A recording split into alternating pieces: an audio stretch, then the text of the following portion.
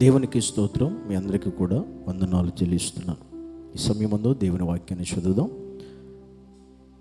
అపోస్తలుడైన పౌలు కొరింథీయులకు రాసిన మొదటి పత్రిక 14వ అధ్యాయం 1వ వచనం.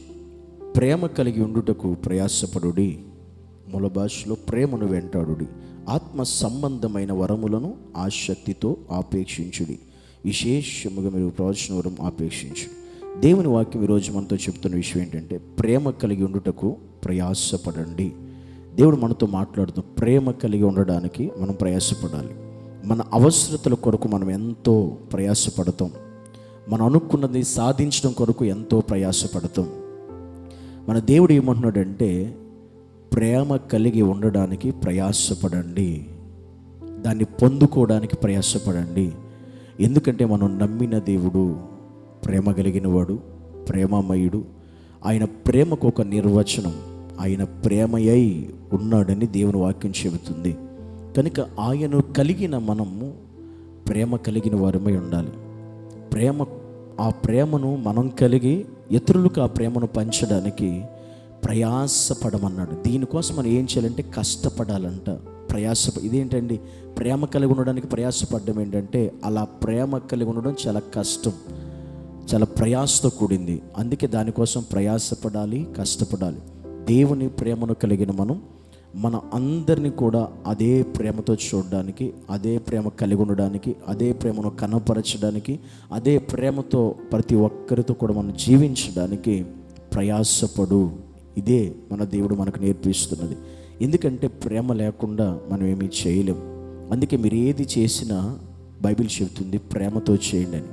మనం ఏది చేస్తే అది మనుషులకైనా దేవునికైనా ప్రేమతో చేయాలి. ప్రేమ లేకుండా నువ్వు ఏది చేసిన వ్యర్థం, అది శూన్యం. కనుక ఈరోజు మన ప్రయాస ఈ లోక బంధాలను కాపాడుకోవడమే కాదు, ఈ లోక మన కుటుంబాలని కాపాడుకోవడానికి ప్రయాస కాదు, మన జీవితాన్ని కాపాడుకోవడానికి ప్రయాసపడమే కాదు, క్రీస్తు ప్రేమను కలిగి ఉండడానికి మనం ప్రయాసపడేటువంటి క్రైస్తవులుగా, దేవుని బిడ్డలుగా ఉండాలి. నిజంగా అట్టి ప్రేమ ఈరోజు మన జీవితాల్లో ఉందా, మన కుటుంబాల్లో ఉందా, సంఘాల్లో ఉందా, సమాజంలో మనకు కనబడుతుందా? ఎక్కడ చూసినా బైబిల్ చెబుతుంది అంత్య దినాలలో ప్రేమ చల్లారిపోతుంది అని.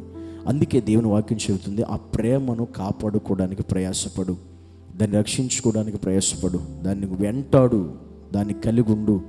ఆ ప్రేమను అందరికీ కూడా నువ్వు కనపరచగలగాలి. ఒక దేవుని కుమారుడిగా, దేవుని కుమార్తెగా, ఒక క్రైస్తవుడిగా, దేవుని ఘనపరిచే బిడ్డగా నువ్వు ఏం చేయాలంటే దాన్ని కొరకు ప్రయాసపడాలి, కష్టపడాలి.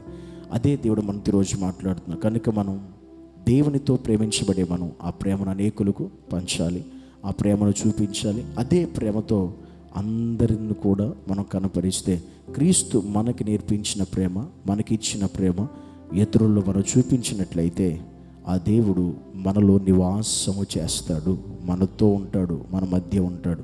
అట్టి కార్యాన్ని దేవుడు మనందరి పట్ల చేయునుగాక. ఆమేన్. పరిశుద్ధుడా నీకు వందనాలు యేసయ్య. నీ సన్నిధిలో ప్రేమ కలిగి ఉండుటకు మాకు సహాయం ఇచ్చేయండి. ఆ ప్రేమ కలిగి జీవించే భాగ్యం మాకు దయచేసి నీ కృపతో నింపి సహాయం చేయమని యేసు నామమును బట్టి ప్రార్థించి వేడుకుంటున్నాము తండ్రి. ఆమేన్.